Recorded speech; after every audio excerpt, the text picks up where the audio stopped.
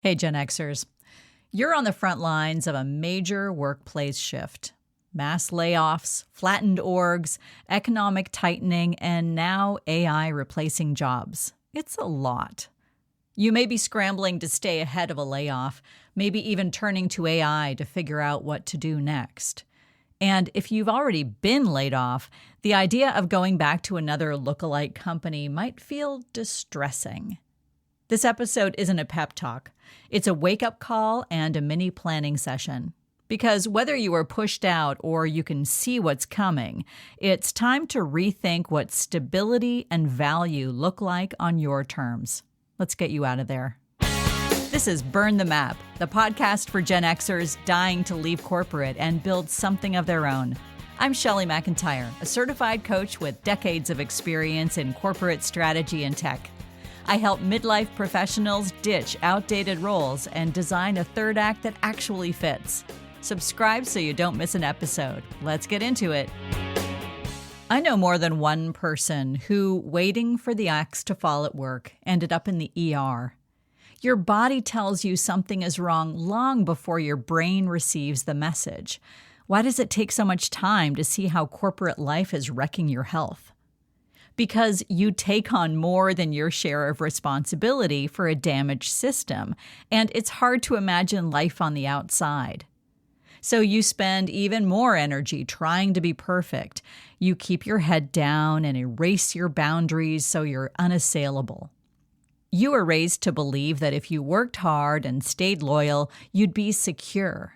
Big, safe companies offered stability and balance, a trade-off for the higher pay at unstable startups. But that covenant is broken. Instead of stability, you get layoffs, fear, and lower pay. Entire workforces are stuck in existential dread. If this feels sudden, it isn't. The system is working exactly as it was designed, to maximize shareholder value. You may have enjoyed employee-friendly perks during talent shortages when companies had to compete to attract and retain you. Loyalty seemed like it flowed both ways, even though it never really did. Today, talent is easy to find and companies need less of it. They downsize through return-to-office mandates and layoffs. Then they rebuild from a hungry external pool, like flipping the Etch-a-Sketch and shaking it.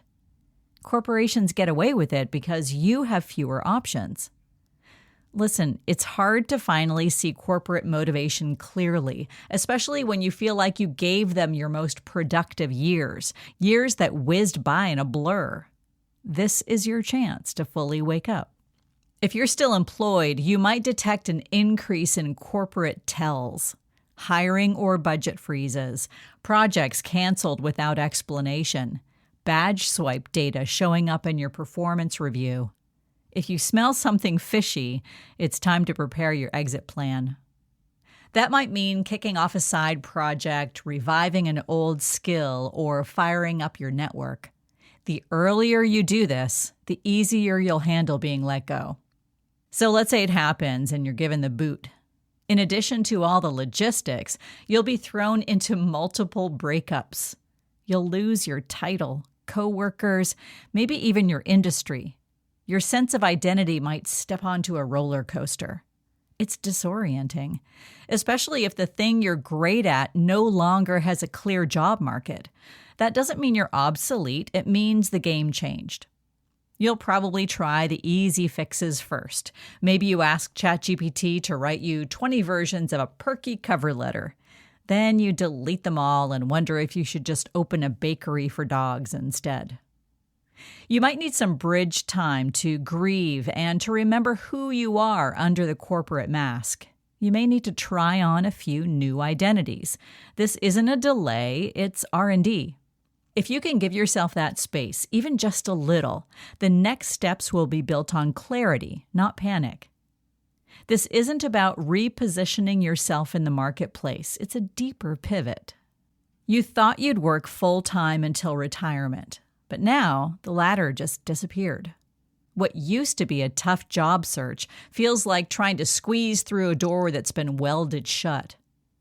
If you are a high performer, you might internalize this as failure, but this isn't about you. It's structural. You're not a relic. You've been the innovative one for your entire career. You know how to manage people, navigate chaos, and build systems that actually work.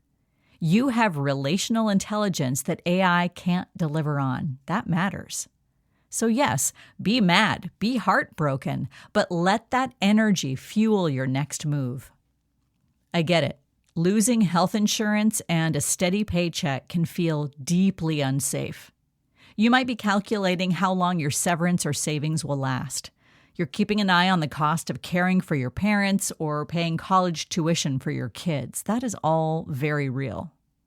You've also lived in unsafe environments for a long time. They included 9 p.m. emails, coworker layoffs, and whiplash product pivots. Real safety might look quieter and more self-directed. It might not feel impressive at first, but it's the fertile ground for your next move. Hanging on to a shrinking role or declining identity may look like the safe choice, but it's actually the riskiest. Your network, skills, and confidence erode faster when you're stuck in place. Waiting makes your world smaller and tricks you into thinking that bold steps are insurmountable. If you're going to rebuild stability from the inside out, you need to know what that looks like in daily life. These aren't lofty ideals, they're the guardrails that keep you grounded while everything else keeps shifting. For me, owning my calendar meant I could grab lunch with friends who are freelancers and work out when the gym was less crowded. One of my clients made time for many hours at his daughter's volleyball tournaments. Your departure or demotion isn't a defeat, it's a flare in the sky. You still have plenty to contribute, and your ability to learn, adapt, and empower others will all be relevant in whatever you do. Once you reclaim some energy and creativity, new ideas will start to trickle in. Maybe you'll try a strengths assessment, revisit an old Ikigai diagram, or work with someone like me to untangle your value from your job so you can build what's next. Try letting yourself wonder again. There might be something to that dog bakery idea after all. And remember that there are lots of options between corporate employee and solo entrepreneur. It's a big world. You spent so long responding to the needs of others that it became easier to ignore what you actually want. It's time to let yourself want something again. The world is still full of problems that need your curiosity and your sense of humor to solve them. The corporate world didn't just move the floor out from under you. They took your shoes. Instead of continuing to slide around, it's time to find a new pair. Breaking them in might be painful and take some time, but they'll carry you somewhere better. Burn the map.